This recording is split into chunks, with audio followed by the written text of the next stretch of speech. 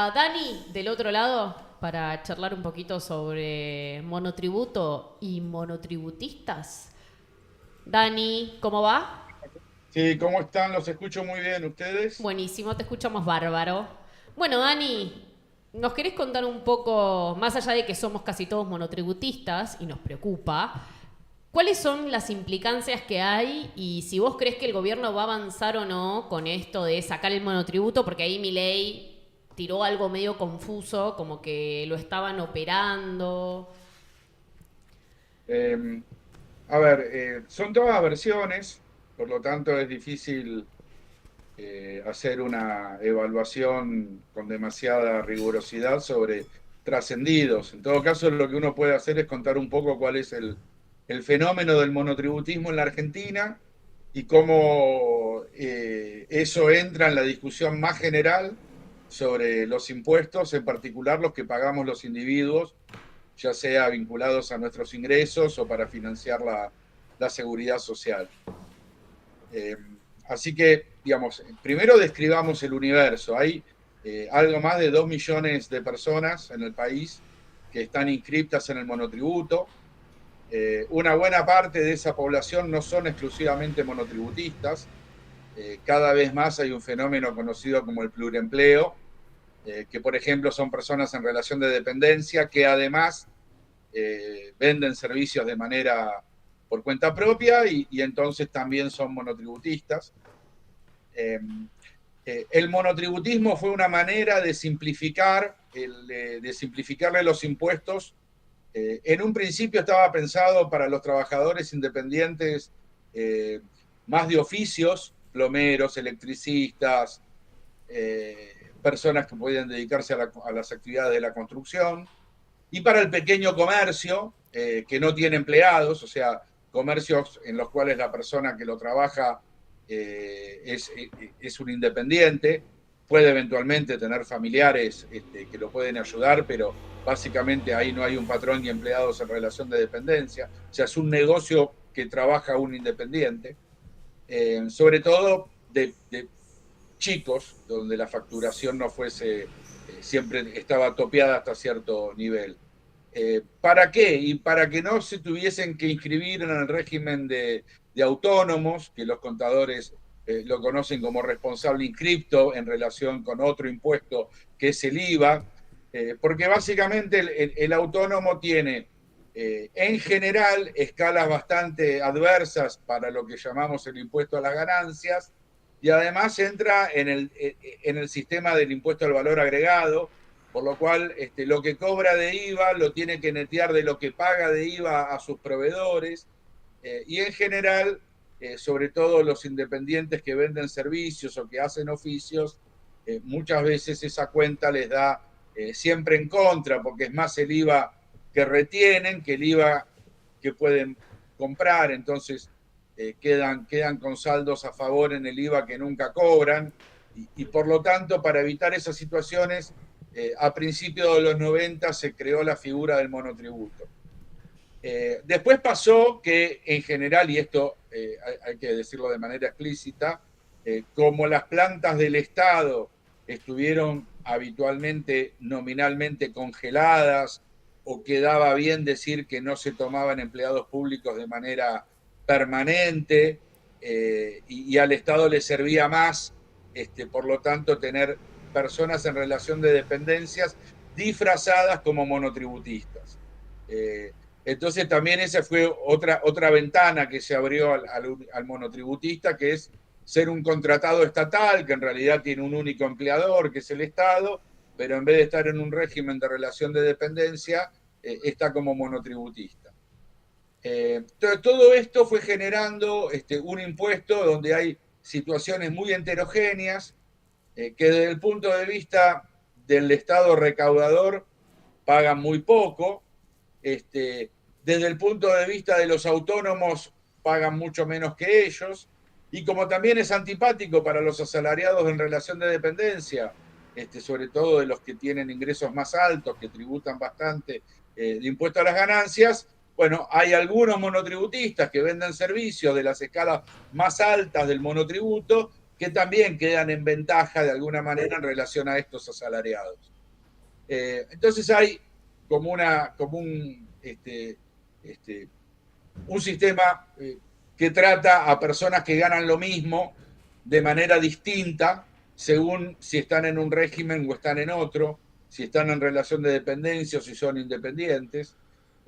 Y en esa situación, bueno, hay algunas situaciones muy inequitativas, y por el otro lado también hay un problema que es la seguridad social de los monotributistas no se paga, por decirlo de alguna manera, con los impuestos que le retienen o que tiene que pagar el monotributista. Entonces, hay una discusión profunda, más general, de cómo hay o cómo debería reordenarse todo este sistema. Y por el otro lado hay rumores de que, bueno, la manera de ordenarlo, como hace habitualmente este gobierno, es pegar guadañazos, y en esos guadañazos por ahí se generan situaciones más injustas de las que se dicen corregir. Que en realidad si uno mira el universo de monotributistas de las categorías más bajas, bueno, si se eliminase el monotributo, muchos de ellos antes de ir al régimen de responsables inscriptos o pasar al régimen de autónomos, les convendría pasar completamente a estar en negro. Y si los monotributistas que trabajan para el sector público o los asalariados que están en relación de dependencia en blanco, pero que facturan algunos servicios de manera independiente para otros clientes, si a esas personas hay que pasarlas a responsables inscriptos, bueno, les hacen un problemón porque no pueden descargar el IVA, por lo tanto su ingreso neto quedaría mucho más abajo, y los que trabajan en oficios volverían a estar informales. Entonces, esa es un poco la situación que tenemos, cuáles son los peligros de tratar mal este tema y cuál debería ser una solución más integral, que significaría, bueno, discutir el régimen de autónomos, el monotributo y la cuarta categoría de los asalariados en blanco en relación al impuesto a las ganancias dentro de una misma discusión conceptual. O sea, vos decís que hay Sí, un claro. punto, el FMI tiene un punto, pues en realidad esto surge de una recomendación del FMI, ¿o no? Ni, te diría, el FMI, como muchos consultores o economistas que estudian el tema, bueno, recomiendan que el monotributo, sobre todo en las categorías más altas, tenga una transición suave hacia el régimen de autónomos. Y que vos tenés ahí, por ejemplo, monotributistas de las categorías más altas, estamos hablando de gente que tiene un tope anual de facturación de alrededor de 80, 90 millones de pesos, que lo que tiene que pagar por mes de monotributo integral es menos que lo que paga por todo concepto, impuestos a la seguridad social, más impuestos a las ganancias, un asalariado que tenga el mismo ingreso anual, o un autónomo que tenga el mismo ingreso. Entonces, en las categorías más altas del monotributo hay un problema de enanismo fiscal que hay que resolver. Las categorías más bajas del monotributo están en el régimen que pueden estar. Digamos, cualquier otra cosa que se haga ahí va a ser un error. Entonces, lo de la recomendación del FMI puede servir para chicanear al gobierno. Ahora, después es un argumento irrelevante en relación al tema que se va a discutir. ¿Por qué crees que Milei va para atrás y para adelante? Como que baja una información, después ¿es problema de comunicación? ¿O quizás es porque el monotributo categoría más alta son sus votantes? Y yo creo que, digamos, yo creo que hay dos problemas. Digamos. Hay un problema de calibrar exactamente la necesidad política con la necesidad económica. Para ponernos en contexto también, al gobierno le va a empezar a caer la recaudación real. Ya pasó en los datos que salieron del resultado fiscal primario que se conocieron hoy, ya tenemos que interanualmente en términos reales los ingresos del Estado están cayendo. Y además el gobierno promete que muchos impuestos deberían bajar. Habla de ingresos brutos, habla de las retenciones, y por el otro lado sostienen que ellos tienen que aumentar el superávit fiscal. Entonces me parece que la tendencia más conceptual es que el gobierno debe estar intentando encontrarle la vuelta, es cómo hago para bajarle los impuestos a la actividad económica, retenciones, ingresos brutos, etcétera, y cómo hago que el Estado pueda recaudar más sobre la base de los impuestos que pagan los individuos sobre sus ingresos, de toda fuente, los asalariados de salarios, los autónomos de ingresos por autónomos, los monotributistas, de toda fuente. Y ahí me parece que es muy antipático decirle a los asalariados registrados que van a pagar más impuestos a las ganancias, como es antipático decirle a los monotributistas que el monotributo se elimina y pasan a pagar como autónomos. Pero bueno, entonces me parece que se filtran mensajes contraproducentes para el propio gobierno, pero que reflejan la realidad. La realidad es que debe haber un gobierno pensando cómo va a ser para al mismo tiempo bajarle los impuestos a la actividad económica y subir la recaudación del Estado. Y eso cierra con más impuestos sobre las personas. Y más impuestos sobre las personas es básicamente ganancia cuarta categoría, autónomos y algo que hacer con el monotributo. Y ahí está el problema. ¿Tiene el gobierno otras alternativas para mejorar su recaudación?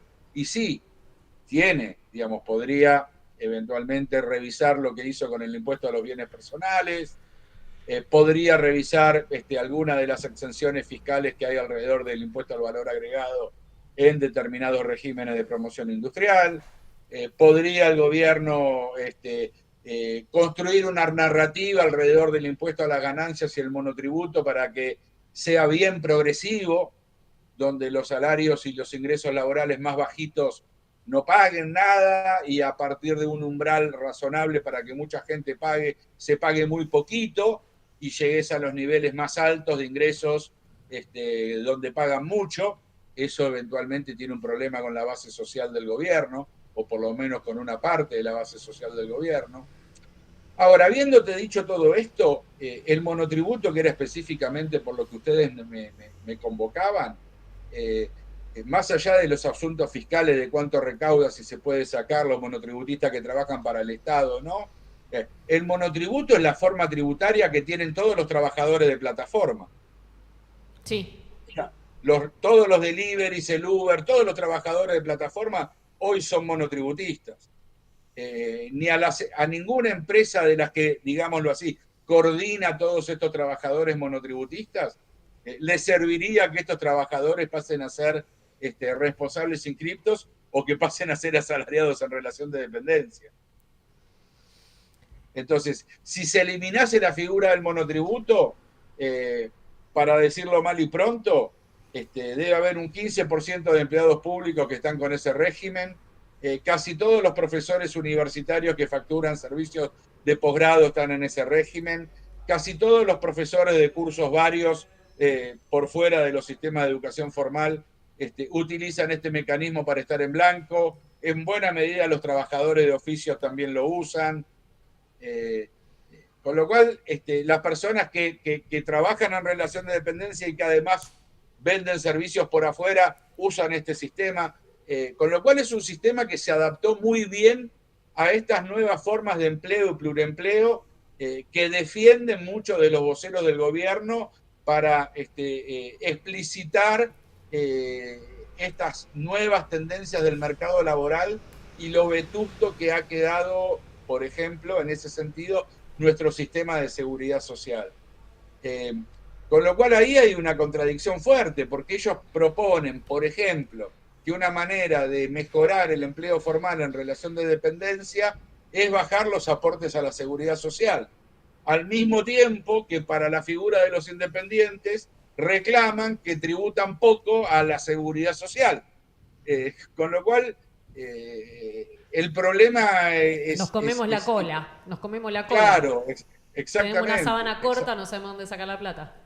Exactamente. O sea, hay entonces yo no creo que se vaya a eliminar el monotributo porque generaría una serie de inconvenientes a una parte muy significativa de la población que trabaja de manera independiente o que parcialmente lo hace de forma independiente o que trabaja en plataforma o que tiene actividades que son más intermitentes, puede facturar muy poquito un mes, un poco más el mes siguiente, nada al otro mes, y esas personas estar en el régimen de autónomos las mata.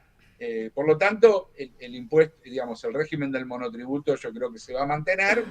Eventualmente puede ocurrir que sea más acotado y que las categorías más altas se les genere algún sistema para que se inserten en el régimen de autónomos con alguna flexibilidad que hoy el régimen de autónomos no tiene o que tiene solo de modo muy excepcional.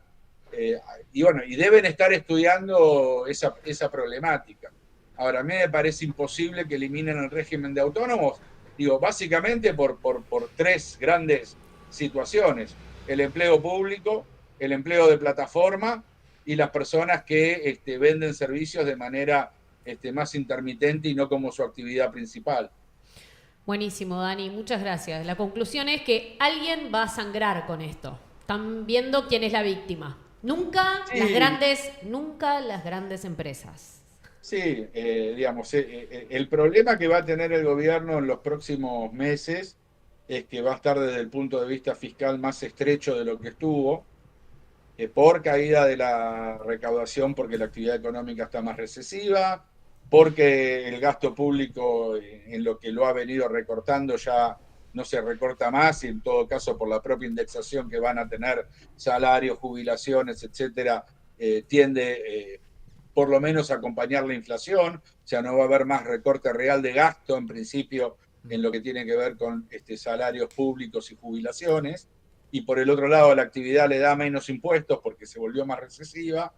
Eh, bueno, y si además planean bajar ingresos brutos, planean bajar retenciones, o sea, fiscalmente va a estar más estrecho, y como vos decís, digamos, están mirando más los ingresos de las personas que las actividades económicas de los sectores más concentrados de la economía.